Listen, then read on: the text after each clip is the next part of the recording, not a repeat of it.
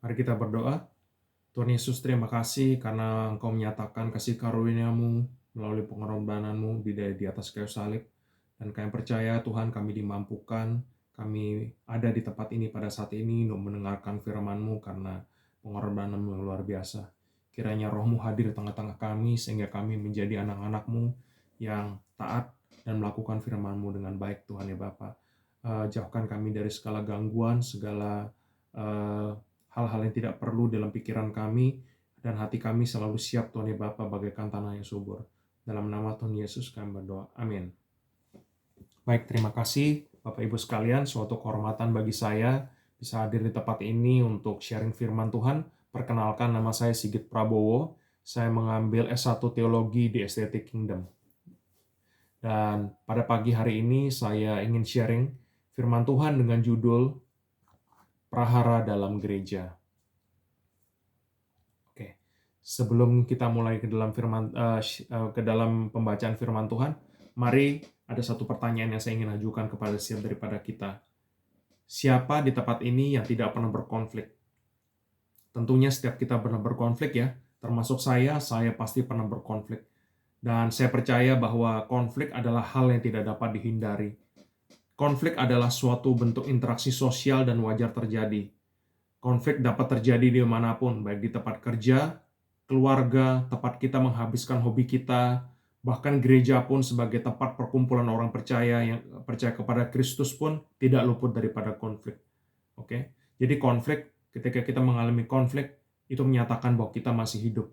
Oke, dan kita percaya bahwa setiap konflik yang ada kita ingin selesaikan dengan baik. Oke, tetapi apa sih yang kita tidak inginkan? Yang kita tidak inginkan adalah ketika konflik berkepanjangan terjadi sehingga menyebabkan prahara di dalam gereja. Nah, apa itu prahara? Prahara adalah bencana besar, kekacauan, pergolakan dahsyat. Jadi bagaikan bom waktu ketika konflik tidak terselesaikan di dalam gereja, gereja tidak lagi menjadi tempat yang nyaman bagi orang-orang bisa bertumbuh di dalam iman mereka. Mereka tidak bisa melayani satu sama lain. Mereka tidak bisa memuliakan Tuhan.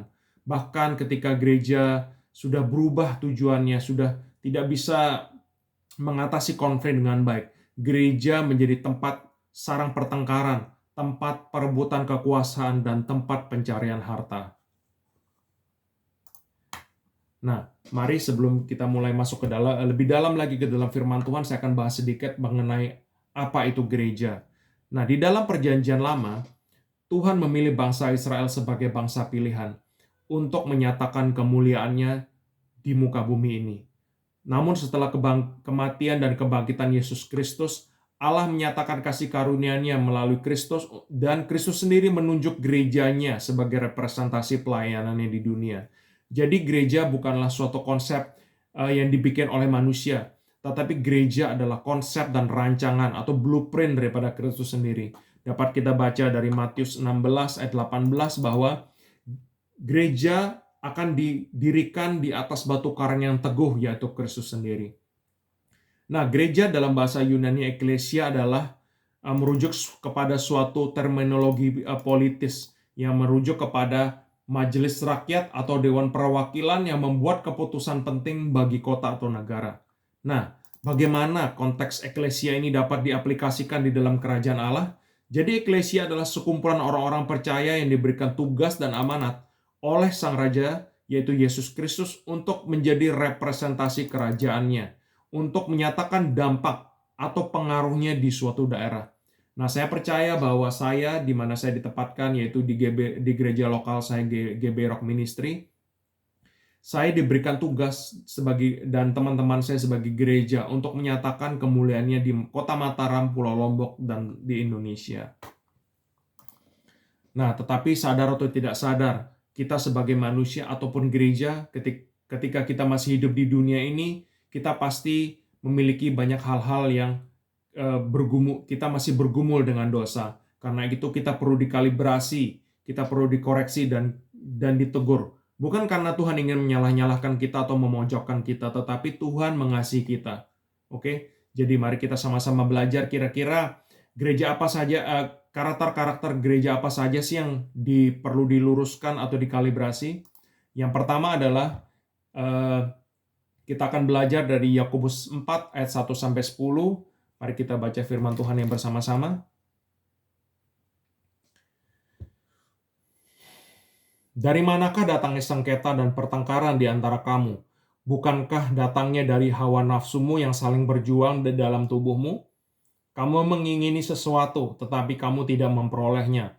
Lalu kamu membunuh, kamu iri hati, tetapi kamu tidak mencapai tujuanmu. Lalu kamu bertengkar dan kamu berkelahi. Kamu tidak memperoleh apa-apa karena kamu tidak berdoa. Atau kamu berdoa juga, tetapi kamu tidak menerima apa-apa karena kamu salah berdoa.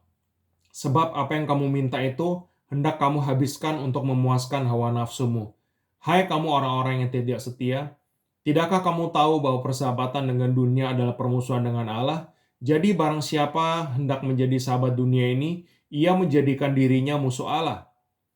Janganlah kamu menyangka bahwa kitab suci tanpa alasan berkata, roh yang ditempatkan Allah di dalam diri kita diingininya dengan cemburu. Tetapi kasih karunia yang dianugerahkannya kepada kita lebih besar daripada itu. Karena itu ia katakan, Allah menentang orang yang congkak, tetapi mengasihani orang yang rendah hati. Karena itu tunduklah kepada Allah dan lawanlah iblis, maka ia akan lari daripadamu. Mendekatlah kepada Allah, ia akan mendekat kepadamu.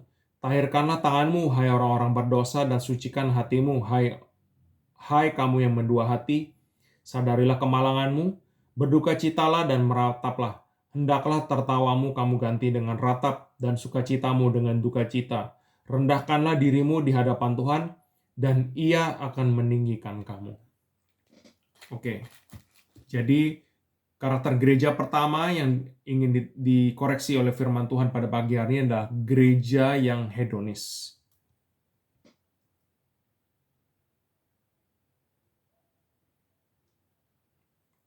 Jadi dari Yakobus 4 ayat 1 sampai 3, dari manakah datangnya sengketa dan pertengkaran di antara kamu? Bukankah datangnya dari hawa nafsumu yang saling berjuang dalam tubuhmu? Kamu mengingini sesuatu, tetapi kamu tidak memperolehnya.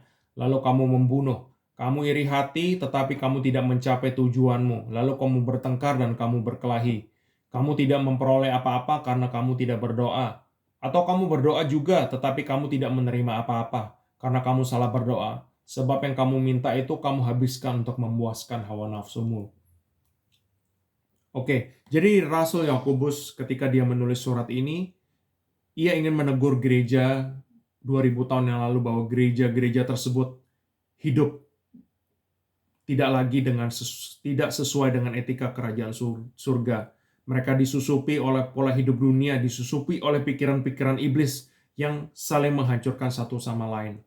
Bahkan di dalam gereja sendiri, di dalam konteks 2000 tahun yang lalu ataupun sekarang, masih banyak terjadi pertengkaran, sengketa, perebutan kekuasaan. Mereka mengaku mereka melakukannya demi nama Tuhan, tetapi mereka sebenarnya melakukan untuk kepentingan diri mereka sendiri. Nah, hawa nafsu di dalam bahasa Yunani-nya yaitu hedonon atau hedonisme yang sering kita dengar adalah keinginan untuk memuaskan ego diri sendiri, bahkan sampai berbuat dosa.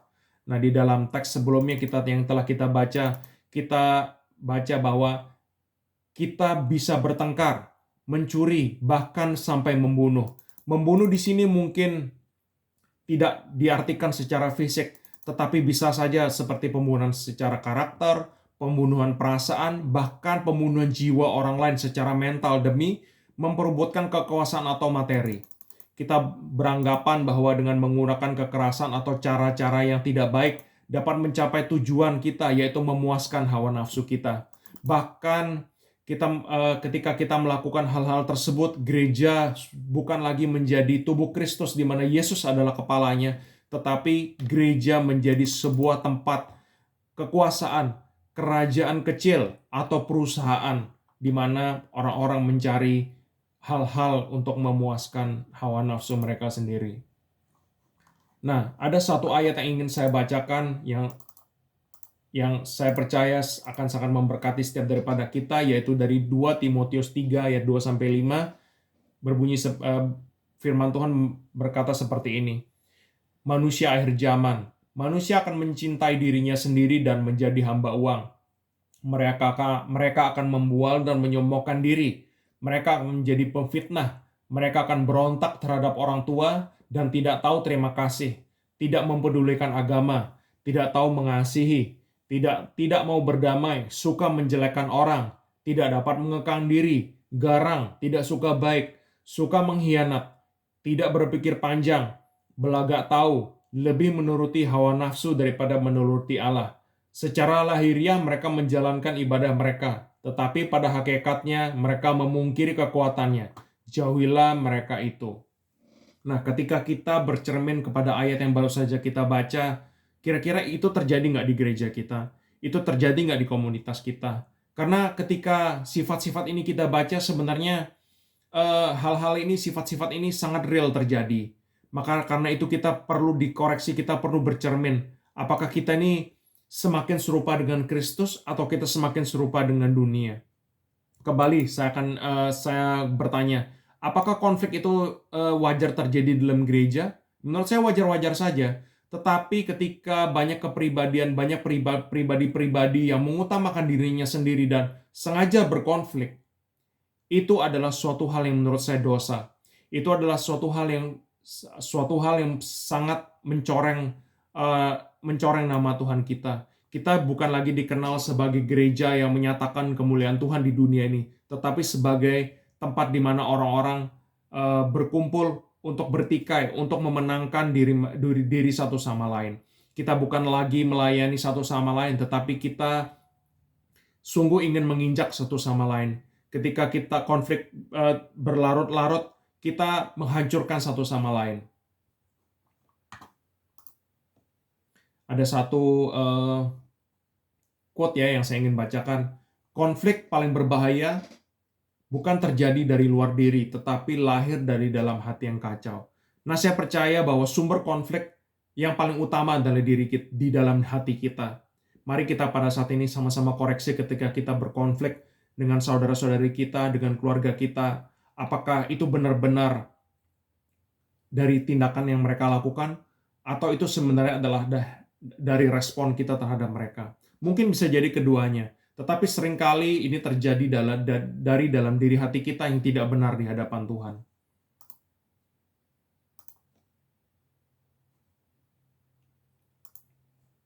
Oke, jadi berikutnya ada satu statement lagi. Setiap konflik adalah panggilan untuk bertobat, bukan untuk mencari siapa yang menang.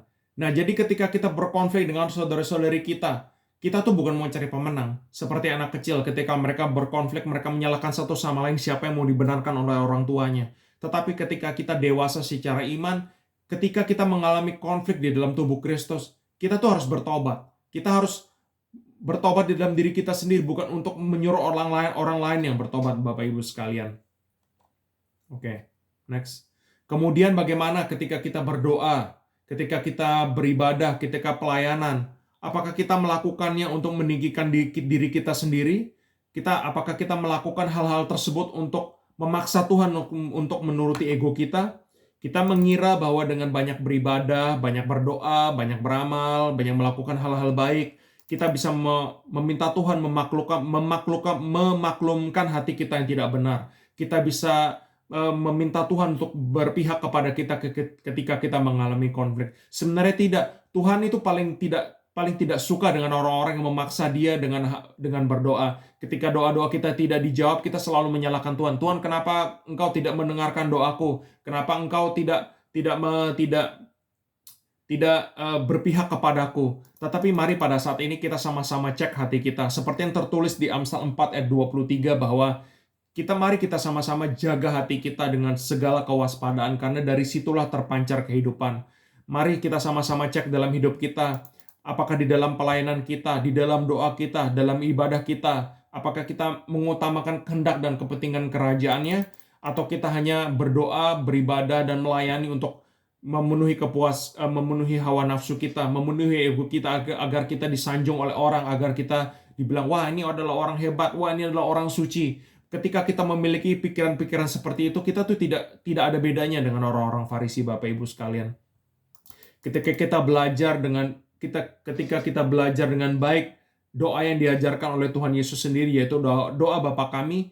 Doa Bapa kami sebenarnya memfokuskan doa untuk memuliakan kekudusan Tuhan, kemuliaan kerajaannya dan kehendaknya. Sisanya seperti makanan sehari-hari, dijauhkan dari yang jahat, merupakan suatu suplemen atau tambahan yang Tuhan berikan kepada kita menurut kemurahan-Nya. Suatu ibadah yang meriah tidak akan ada artinya atau tidak menyenangkan Bapa kita jika kita tidak melandasi doa tersebut dengan hubungan yang erat dengan Raja kita. Nah, jadi ada satu contoh di mana ada teman saya dulu, dia bertikai di dalam suatu perusahaan. Di dalam perusahaan ini dia melakukan suatu pelanggaran hukum, yaitu dia tidak membayar orang sesuai dengan kewajibannya. Dan ketika dia dilaporkan oleh salah satu karyawannya, dia berdoa kepada Tuhan, Tuhan bantulah saya, Tuhan berpihaklah kepada saya, karena saya melakukan hal yang baik. Tetapi ketika kita benar-benar memikirkan, ketika kita mendengar doanya, kita tahu bahwa dia sebenarnya tidak sadar bahwa apa yang dilakukannya itu sebenarnya mencoreng nama Tuhan. Ketika dia dijatuhi hukuman karena tindakan yang tidak terpuji ini, dia menyatakan bahwa Tuhan masih sayang kepada dia, Tuhan masih memaklumi dia. Tetapi ketika kita belajar, apakah ini sungguh-sungguh apa yang Tuhan inginkan? Apakah ini sungguh-sungguh kehendak Tuhan yang dijalankan oleh dia? Nah, kemudian karakter apa lagi yang Tuhan ingin, karakter gereja apa lagi yang dikoreksi oleh firman Tuhan pada hari ini? Yang kedua adalah gereja yang bersahabat dengan dunia. Hai kamu orang-orang yang tidak setia, tidak tahukah kamu bahwa persahabatan dengan dunia adalah permusuhan dengan Allah? Jadi, barang siapa hendak menjadi sahabat dunia ini, ia menjadikan dirinya musuh Allah. Janganlah kamu menyangka bahwa kitab suci tanpa alasan berkata, roh yang ditempatkan Allah di dalam diri kita diingininya dengan cemburu. Nah, tentunya ketika kita membaca firman ini, bersahabat itu adalah hal yang baik, bukan? Bersahabat itu berarti kita tuh memiliki hubungan, tetapi hanya hubungan sebatas sahabat. Ada satu konsep yang salah, yaitu Tuhan adalah Tuhan kita, tetapi kita masih bisa memiliki relasi atau bersahabat dengan dunia. Salah. Ketika kita memilih Tuhan Yesus sebagai Tuhan kita sudah tidak bisa bersahabat lagi dengan dunia. Kita tidak bisa memiliki hubungan yang saya bisa bilang hubungan teman tapi mesra dengan dunia. Prinsip seorang hamba yang tidak dapat mengabdi kepada Tuhan sangat bisa diaplikasikan kepada gereja pada saat ini. Kita tidak bisa menjadi gereja yang menaruh Kristus sebagai kepalanya, tetapi kita ingin relevan di mata dunia. Saya tahu bahwa gereja seperti melawan arus dunia. Arus dunia pada saat ini menyatakan bahwa dosa adalah hal-hal yang harus dituruti, bahwa seperti LGBT, bahwa seperti hubungan tanpa status atau kumpul kebo adalah hal-hal yang harus dipermaklumi. Bahkan saya percaya di luar sana ada gereja-gereja yang memaklumi hal-hal ini. Tetapi saya percaya gereja yang sesungguhnya, gereja yang benar-benar berlandaskan di dalam firman Tuhan, yang mengasihi Tuhan, adalah gereja yang menolak hal-hal tersebut. Nah, seperti hal-hal yang dinyatakan, seperti yang tadi dinyatakan di dalam firman Tuhan tadi, bahwa persahabatan dengan dunia adalah perzinahan di mata Tuhan. Nah, sekeras itu Tuhan menyatakan bahwa ketika kita bersahabat, kita berzina. Kita tahu berzina adalah suatu dosa yang sangat memalukan, sangat tabu. Tetapi begitulah Tuhan mengukur ketika kita bersahabat dengan dunia. Ketika kita berzina, ketika kita bersahabat dengan dunia, kita mengecewakan Roh Kudus yang ada di dalam diri kita. Ketika kita mengecewakan Roh Kudus dalam diri kita, Tuhan sangat kecewa dan Tuhan akan mengingini Roh Kudus itu dengan cemburu. Nah, apa sih yang dimaksud dengan bersahabat dengan dunia? Bersahabat dengan dunia ketika kita menjadikan hal-hal dunia menggantikan Tuhan kita. Nah, seperti apa hal-hal tersebut? Harta, ketenaran, pekerjaan, hobi, aktivitas keagamaan yang kosong atau pelayanan itu bisa menjadi Tuhan, bisa menggantikan Tuhan dalam hidup kita. Budaya, bahkan diri kita sendiri bisa menggantikan Tuhan di dalam hidup kita. Nah, bagaimana dengan citra gereja di mata dunia? Saya percaya bahwa gereja pada saat ini seringkali mengukur dengan standar-standar seperti ini. Berapa sih jumlah anggota jemaat pada hari ini? Berapa sih likes atau dalam unggahan media sosial gereja pada saat ini? Berapa banyak sih respon di akun media sosial atau akun pribadi kita? Kemudian apakah kita sudah go internasional? Tentunya ketika kita mengukur hal-hal ini Ini sebenarnya tidak begitu salah ketika kita mau mengukur hal-hal ini adalah sebagai acuan bagaimana gereja kita bertumbuh. Tetapi ketika kita bekerja keras, ketika kita mengutamakan hal-hal yang saya sebutkan tadi, kita tuh sebenarnya sudah menduakan Tuhan. Kita sudah bersahabat dengan dunia. Karena kita tidak ingin kalah dengan satu sama lain. Kita tidak ingin kalah dengan gereja lain. Nah, ketika kita mengutamakan hal-hal tersebut, gereja sudah berubah haluan menjadi gereja yang mengutamakan hal-hal yang bersifat superficial. Gereja tidak lagi menyatakan pelayanan yang tentang memikul salib, melainkan tentang citra di mata dunia. Khotbah tidak lagi mewartakan Kristus yang disalibkan, melainkan hal-hal yang menarik perhatian atau hal-hal yang lucu. Doa-doa kita beralih daripada mencari kehendak Tuhan menjadi pembenaran ambisi pribadi yang dibalut dengan kata-kata rohani. Nah, jadi kita perlu benar-benar koreksi bagaimana gereja kita berada saat ini. Apakah kita mau mencari citra di mata dunia atau kita mau mencari citra di mata Tuhan? Nah, kemudian bagaimana? Apa yang kita harus lakukan ketika kita ingin kembali kepada rancangan awal atau blueprint daripada gereja yang Tuhan sudah nyatakan? Tetapi kasih karunia yang dianugerahkannya kepada kita lebih besar daripada itu. Karena itu, ia katakan Allah menentang orang yang congkak tetapi mengasihani orang yang rendah hati. Karena itu tunduklah kepada Allah dan lawanlah iblis, maka ia lari daripadamu. Mendekatlah kepada Allah, ia akan mendekat kepadamu. Tahirkanlah kepadamu, hai orang-orang berdosa. Sucikan hatimu, hai orang-orang yang mendua hati. Sadarilah kemalanganmu, berdukacitalah dan merataplah. Hendaklah tertawamu kamu ganti dengan ratap dan sukacitamu dengan dukacita. Rendahkanlah dirimu di hadapan Tuhan, maka ia akan meninggikanmu. Ketika sadar bahwa setiap daripada kita adalah hamba, ketika kita adalah hamba Tuhan, kita harus melayani satu sama lain. Ketika kita adalah hamba, kita tidak memiliki hak. Kita hanya bisa melayani Tuhan kita dan melayani satu sama lain. Kristus benci kepada orang-orang yang sombong. Karena kepribadian sombong adalah bukan kepribadian Kristus. Kesombongan menyebabkan kita tidak mau diajar, kita tidak mau mendengarkan arahan Tuhan. Kesombongan membawa kita untuk mencari kemuliaan bagi diri kita sendiri. Kesombongan membuat kita mengandalkan kekuatan diri kita sendiri yang berujung kepada kebinasaan. Kasih karunia dan pengampunan Tuhan tetap ada bagi setiap daripada kita, asalkan kita mau sadar dari dosa dan kebodohan kita dan mau berbalik kepada Tuhan. Tuhan selalu dekat kepada kita. Dia tidak pernah sekalipun membuang kita selama kita masih mau benar-benar bertobat. Nah, apa kemudian elemen-elemen yang tadi elemen-elemen yang telah kita baca? Yang pertama, tunduk kepada Allah. Apa sih tunduk kepada Allah itu? Tunduk kepada Allah adalah menyerahkan kendali hidup sepenuhnya. Ketika kita menyerahkan kendali kita sepenuhnya kepada Tuhan, bukan kita lagi yang menjadi nahkoda daripada hidup kita, tetapi kita percaya bahwa Tuhan mengerti yang terbaik untuk kita. Yang kedua, lawan iblis.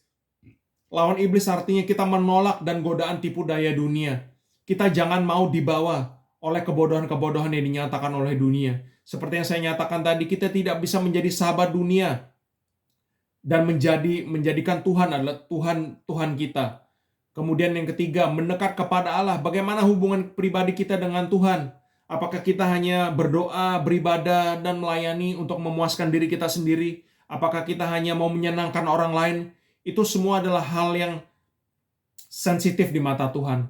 Hendaknya apapun yang kita lakukan karena kasih kita kepada Tuhan. Ketika kita melayani, janganlah kita menyebut tanpa kita pelayanan di gereja tidak bisa jalan. Ketika melayani, kita hendaknya mengerti bahwa pelayanan ini bukan sebagai job atau sebagai kewajiban, tetapi adalah suatu sarana di mana kita ingin menyatakan kasih kita kepada Tuhan dengan mengasihi sesama.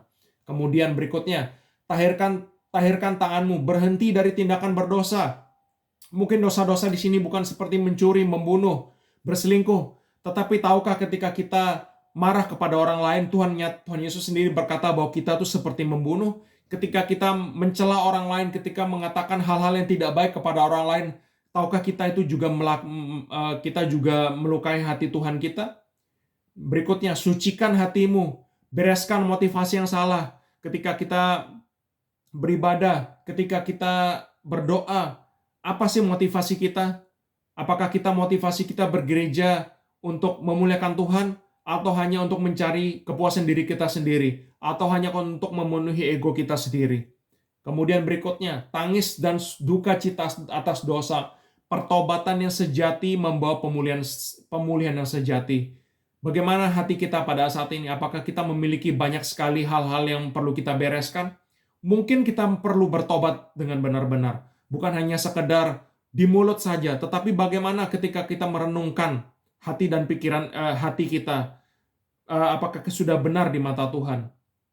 Kemudian yang berikutnya, rendahkan diri, maka Tuhan akan meninggikan dirimu. Kita bukan mencari pengakuan di mata dunia atau di mata orang lain, tetapi ketika kita merendahkan diri kita, ketika kita melayani satu sama lain, maka Tuhan akan meninggikan kita di kerajaannya. Oke, satu statement, pertobatan bukan sekedar kata-kata. Itu air mata, penyesalan, dan hati yang kembali kepada Allah. Panggilan Kristus sebagai gereja tetap tidak berubah. Bukan untuk mengejar mahkota dunia, melainkan untuk memikul salib.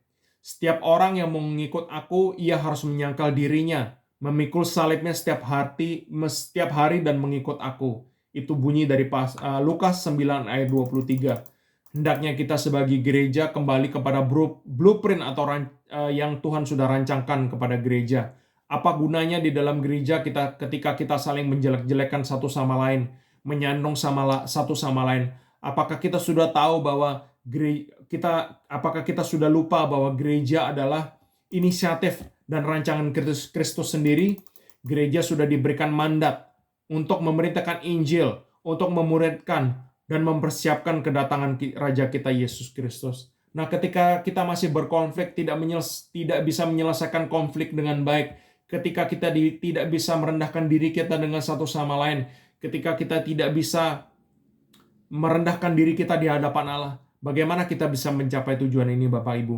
Jadi hendaknya pada saat ini mari kita berdoa, meminta perkenanan Tuhan di dalam hidup kita, mari kita bertobat, mari kita mau menyatakan bahwa kita siap untuk menjadi gereja yang baik dan benar di matanya. Tuhan, terima kasih karena firman-Mu berbicara setiap daripada kami. Hendaknya firman ini Tuhan berbicara dan mengubah kami. Kami ingin menjadi gereja yang melayani satu sama lain. Kami ingin menjadi gereja yang meninggikan Engkau Tuhan di atas segalanya. Kami ingin menjadi gereja yang menjadi dampak, bukan menjadi terdampak Tuhan oleh dunia Tuhan. Terima kasih Tuhan. Kami menyerahkan waktu selanjutnya ke dalam tangan-Mu. Kiranya Tuhan Kau berbicara dan beracara. Dalam nama Tuhan Yesus kami berdoa. Amin.